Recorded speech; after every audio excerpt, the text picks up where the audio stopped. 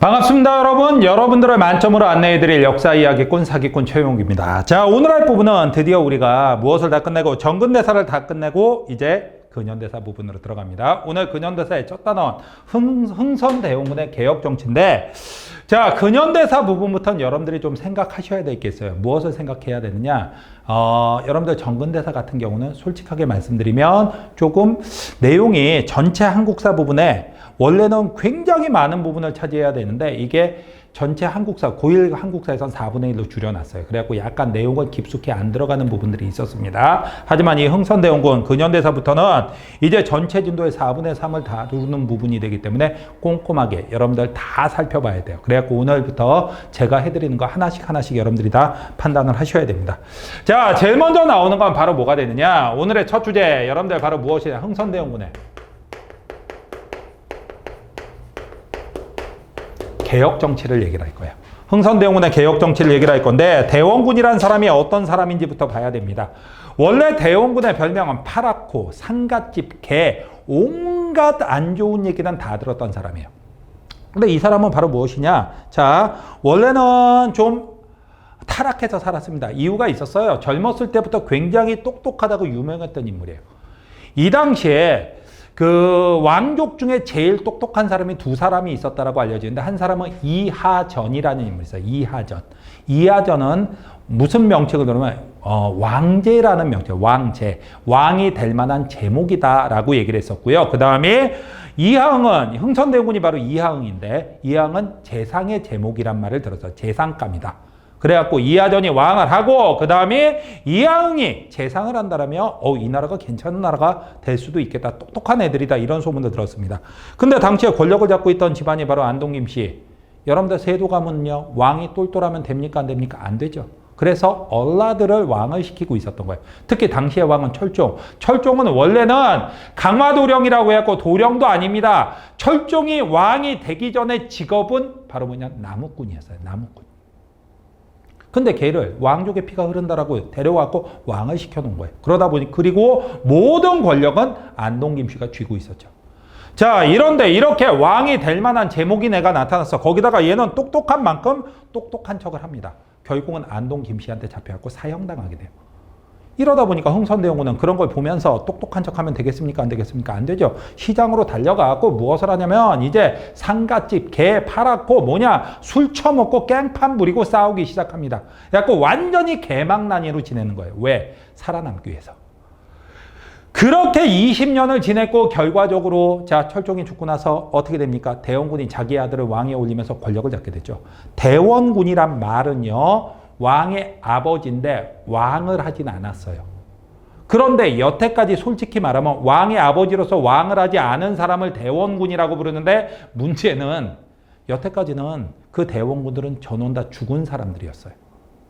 그런데 흥선대원군은 심지어 살아있죠. 그러다 보니까 모든 권력이 누구한테 몰릴 수밖에 없다. 흥선대원군. 왜? 흥선대원군의 아들인 고종은 나이가 어렸으니까. 대원군이 권력을 장악하게 됩니다. 그러면서 이 사람이 첫 번째로 한 개혁, 조선의 상태를 보니까 조선의 상태가 너무 안 좋아. 왜 안 좋으냐? 대원군이 딱 볼 때 조선이란 나라는 원래 누가 권력을 딱 잡고 있어야 되냐? 왕이 권력을 딱 잡고 있어야 되는 나라예요. 그런데 이 왕이 권력을 잡고 있어야 되는데 이걸 누가 흔들어 버렸냐? 세도 가문들이 흔들어 버린 거예요. 흔들어 버리다 보니까 어떻게 됐느냐? 결과적으로 왕권이 개판이 된 거죠. 이러다 보니 대원군이 생각하는 첫 번째 개혁은 다른 거 아닙니다. 무엇을 강화한다? 왕권을 강화한다. 왕권을 강화한다는 개혁안이 바로 대원군의 첫 번째 개혁안이 됩니다. 어떻게 왕권을 강화하느냐? 이 왕권을 흔들었던 가문이 바로 누가 됩니까, 여러분들? 다른 게 아니라 바로 세도 가문이 되죠. 그러다 보니까 이 사람은 무슨 정치를 끝장낸다? 안동 김씨 같은 세도 정치를 끝장낸다. 그렇게 하고 바로 누구를, 새로운 인재를, 그 자리에다가 새로운 인재를 등용하겠다라고 얘기를 해요. 그러면서 이 사람은 무슨 얘기를 했느냐? 이런 말을 합니다. 나는 천리를 끌어다 지척으로 삼겠으며, 천리를 끌어다 지척으로 삼는다는 얘기는 다른 거 아닙니다. 천리 밖에 쫓겨나 있는 인재들을 데려다가 지척, 내 옆에다 두겠다는 얘기예요. 그 다음에 태산을 깎아 평지를 만들고, 태산을 깎아 평지를 만든다는 말은 뭐냐면 태산과 같은 어마어마한 권력을 가진 집안들이 있어요. 대표적인 가문이 누구네 가문? 안동김씨. 이걸 싹 밀어버려서 무엇을 만들겠다? 평지, 평평하게 만들겠다는 얘기예요. 평지를 만들고 남대문을 3층으로 높게 쌓으려 한다. 남대문을 3층으로 높게 쌓는다는 얘기, 여러분들 붕당 정치에서 남인들이 결과적으로 환국 때 밀려났죠. 이 밀려나 있는 남인들을 데려다가 3층 높은 자리에다 두겠다는 얘기예요. 이러다 보니까 세도가문 무너뜨리고 새로운 인재를 등용하겠다라고 얘기한 것이 바로 이 얘기가 되는 겁니다. 그 다음에 조선 후기 내내 왕권을 약화시켜왔던 기구가 있어요. 그게 바로 무엇이 됐냐? 비변사가 됩니다. 비변사. 이 비변사는 조선 후기 내내 왕권을 약화시켜 놨죠. 자, 비변사를 아예 축소시켰다가 나중에는 없애버리게 됩니다. 비변사가 이렇게 박살나니까 비변사한테 권력을 뺏겼던 기관들 여러분들 기억하시는지 모르겠습니다. 의정부의 삼정승이 몽땅 다 비변사를 출근하면서 비변사의 권한이 약화됐었죠. 자, 의정부가 올라갑니다. 그 다음에 6조의 장관들도 판서들도 몽땅 다 비변사로 출근했었는데 이젠 비변사로 출근하지만 각 부서로가. 그래갖고 6조의 기능도 살아나요. 그리고 원래 삼군부는 원래 군권을 장악하고 있었던 장군들의 모임이나 다름없습니다. 근데 얘네들도 모든 권한을 다 비변사한테 뺏겼었는데 얘네들의 권한도 다시 살아나게 되는 거예요. 비변사가 축소되고 폐지가 되니까 의정부, 6조, 삼군부의 기능이 다시 살아났다가 되는 거죠. 그리고 법전도 만들게 됩니다. 무슨 법전을 만들었냐? 대전회통. 법전을 만들어서 통치체제를 정비하겠다라고 얘기를 한 거예요. 그 다음에 육전조례. 여러분들이 조심해야 될 법전이 있습니다. 자, 조선의 법전에서 여러분들이 외워야 될 게 바로 뭐가 있었느냐? 자, 세조 때 완성된 법전이 하나 있었어요. 경국대전. 이거랑은 헷갈리진 않아요. 그런데 영조 때 만들어진 법전이 있었습니다. 속대전. 속대전은 영조 때 만들어진 법전이에요. 그 다음에 대전통편이라고, 대전통편은 바로 정조 때 만들어진 법전이에요. 흥선대원군 때 만들어진 것은 대전회통입니다. 이거 장난칠 수 있으니까 여러분들이 반드시 기억을 해두셔야 돼요. 대전회통, 육전조례 만들었다. 그 다음에 또 하나는 경복궁을 중건하게 됩니다. 아니, 경복궁은 왜 다시 짓는다라고 얘기를 하느냐? 경복궁이 임진왜란 때 불타버렸어요. 솔직히 말하면 이거 일본이 불태운 거 아닙니다. 임진왜란 때 왕이었던 선조가 도망을 가버리죠. 백성들이 너무 화가 난 거야. 아니, 왕이란 놈이 백성을 버리고, 자신의 백성을 버리고 도망갔다. 그래갖고 백성들이 경복궁에다 불질러 버렸던 겁니다. 그랬었는데 문제는 조선 후기 내내 이걸 못 지어요. 왜 못 짓느냐? 자, 왕권이 약해서라기보다는 솔직히 말하면 이게 없었어요. 돈이 없어서 이걸 다시 짓지 못하고 있었죠. 그런데 대원군은 그 문제라고 본 게 아닙니다. 이건 돈 문제가 아니다. 경복궁은 원래 조선의 주궁이다. 주궁이라는 것은 왕과 왕비가 항상 머물면서 정사를 보는 것, 나라를 다스리는 곳이다. 그런데 그런 주궁을 누가, 아이고 이거 주궁을 아예 짓지도 못한다? 이런 왕과 왕비, 만 백성의 어버이인 왕과 왕비가 머물러야 될 궁궐을 그런 집도 못 만들어준다? 이건 왕실의 위험이 떨어진 것이다. 이건 내가 짓겠다라고 얘기를 합니다. 그런데 이런 경복궁 짓는 거 여러분들 정말 떼돈이 들어갑니다. 왜 떼돈이 들어가느냐? 최근에 우리나라에서 여러분 한 20년 전쯤에 우리나라 경복궁 복원 사업을 했어요. 경복궁 복원 사업이라는 게 바로 뭐냐? 일본 놈들이 일제시대 때 경복궁을 많이 훼손했어요. 경복궁의 정문인 광화문의 문을 틀었습니다. 왜? 경복궁 정면에다가 무엇을 만들었냐면 총독부 건물을 지었어요. 경복궁을 완전히 가려버립니다. 그러면서 광화문도 다 틀어져 버린 거예요. 거기다가 경복궁에 있는 많은 전각들을 아예 뽑아서 훔쳐갖고 가져가 버렸습니다. 아니, 건물을 어떻게 뽑아? 우리나라 건물은 뽑는 게 가능해요. 왜냐면 못질을 하는 건물이 아니라 나무를 깎아서 끼워 맞추는 건물이에요.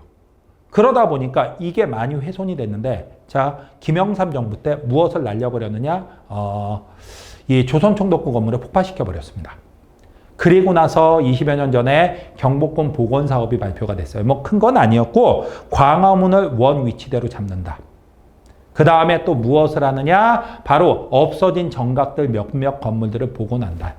그런데 거기에 들어가는 예산으로 처음에 책정된 게 솔직히 말하면 그 예산보다 훨씬 더 많이 들어갔습니다. 얼마가 책정이 되면 3천억이 책정이 돼 있었어요.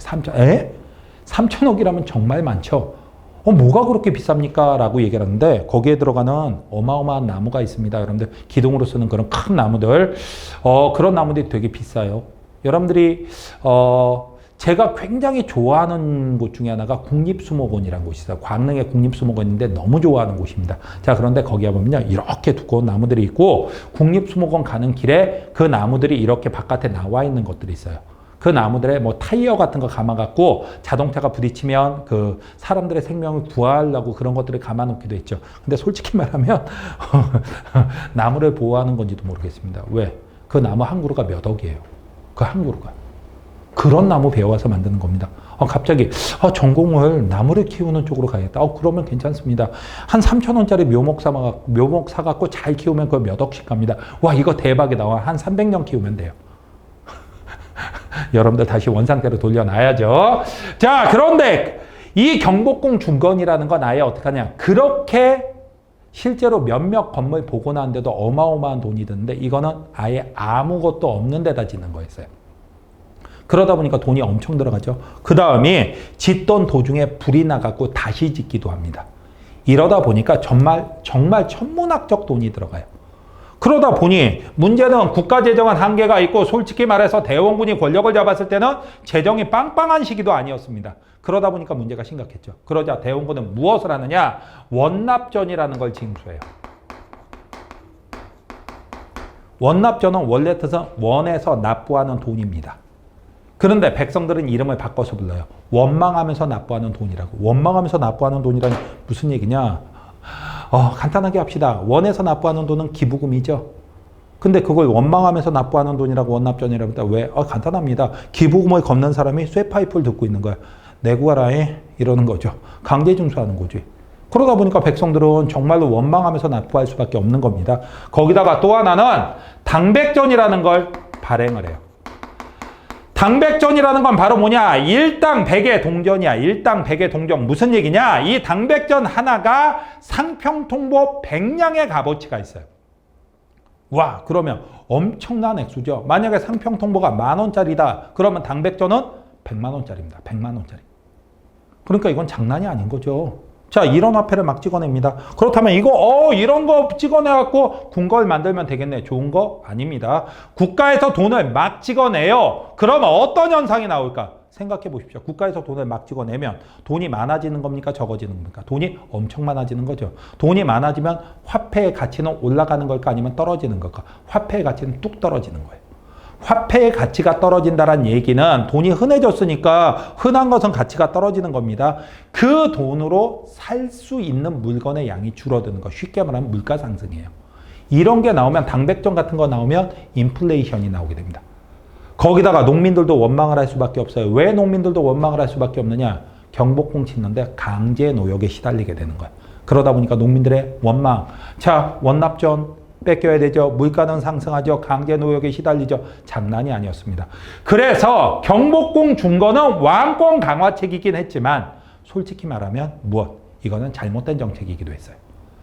자, 대원군이 이렇게 잘못된 것만 했느냐? 꼭 그렇진 않습니다. 그래도 이 사람 백성들 속에서 시장에서 20년을 살았던 사람이에요. 그러다 보니까 두 번째는 민생안정책. 민생안정책 갑니다. 백성들을 먹고 살게 해주겠다라고 얘기를 하는 거예요. 자, 백성들을 먹고 살게 해주려면 무엇을 해야 되느냐? 첫 번째, 백성들이 가장 싫어하는 게 누구냐? 그러면 여러분들 양반들이에요. 이 당시엔 백성들이 싫어하는 게 양반이죠. 그 양반들을 혼내주는 거. 양반의 특권을 제한하는 게 이 백성들한테 환영을 받을 수 있는 정책이에요. 바로 무엇이냐? 그 양반들이 모여있는 곳이 바로 서원이에요. 그래서 서원 철폐, 서원 정리로 갑니다. 자, 그동안 서원은 백성들을 수탈하는 기관으로 전락해 있었습니다. 길 가다가 양반하고 눈 딱 마주치면 요 새끼 봐라. 감히 양반이 지나가는데 눈을 야려? 따라와 이 새끼야. 서원 갖고 두들겨 팹니다. 뭐 낼 때까지, 돈 낼 때까지. 그러니까 서원에 끌려갖고 백성들이 수탈당하는 게 많았죠. 이 서원을 전국에 600여 개소가 있었는데 싹 밀어버리고 47개소만 딱 남겨놓습니다. 서원을 47개소만 남기고 싹 다 밀어버렸다. 이 얘기는 여러분들 바로 뭐가 될까? 와, 이건 양반들은 찬성하겠습니까? 반대하겠습니까? 반대하고 난리가 나죠. 아니, 서원이라는 곳이 공장님의 유지를 받드는 곳인데 이런 것을 철폐하면 어쩝니까? 하고 난리치니까 대원군이 한마디 합니다. 뭐라고? 공장님의 유지? 만약에 공자가 다시 살아온다 할지라도 백성들한테 해를 끼친다면 내가 용서치 않을 것이다. 오우, 카리스마가 쩝니다. 그래갖고 그냥 밀어붙여요. 백성들은 좋아하죠? 그리고 나니까 국가로서도 이익이 돼요. 왜? 서원이 갖고 있던 어마어마한 땅이 있습니다. 근데 이 땅들이 몽땅 다 면세지였어요. 세금을 안 내는 땅이었어요. 그런데 이걸 정부에서 싹 회수를 해버립니다. 회수를 해버리고 그 다음에 또 하나는 무엇도 나오느냐? 다른 게 아니라 서원 철폐하고 그 다음에 면세지가 국가 소유로 들어가고 국가 소유가 안 돼도 면세지에서 세금을 내게 되니까 국가로선 경제적으로 이익을 볼 수밖에 없는 거죠. 하지만 양반들은 반대합니다. 그 다음에 또 하나는 무엇이 있었냐면 호포제라는 게 있어요. 호포제는 동포제라고도 얘기를 하는데 이거 여러분들 어렵게 생각할 거 하나도 없습니다. 호포라는 말, 여기서 호자는 집호자가 됩니다. 자, 집집마다 군포를 내게 한다요. 무슨 얘기냐? 원래 군포라는 것은 16세부터 60세까지의 양인, 장정, 남자가 내는 것. 그래서 군포, 군역은 양반한테는 부과가 안 됐던 세금이에요. 그런데 그거 다 필요 없다. 집집마다 군포를 내라. 양반집이건 평민집이건 그냥 상관없다. 집집마다 군포 내라. 여러분들 호포제라는 건 양반도 군포 낸다. 양반도 군포 낸다. 자, 이게 바로 호포제가 되는데 양반도 군포 낸다는데 이걸 왜 동포제라고 얘기를 하기도 하느냐. 군포 대신에 동포전이라고 해갖고 돈으로 받기도 해요. 그래갖고 동포전으로 받는다 했고 동포제라고도 부릅니다. 자, 그렇다면 양반도 군포 내라고 했으니까 양반에게도 군역을 뒤집어서 씌웠으니까 양반들이 반대하고 난리가 나죠. 여러분들 양반들이 반대했던 정책을 여러분들이 알아두셔야 됩니다. 첫 번째 나오는 게 서원 철폐, 양반들 반대예요.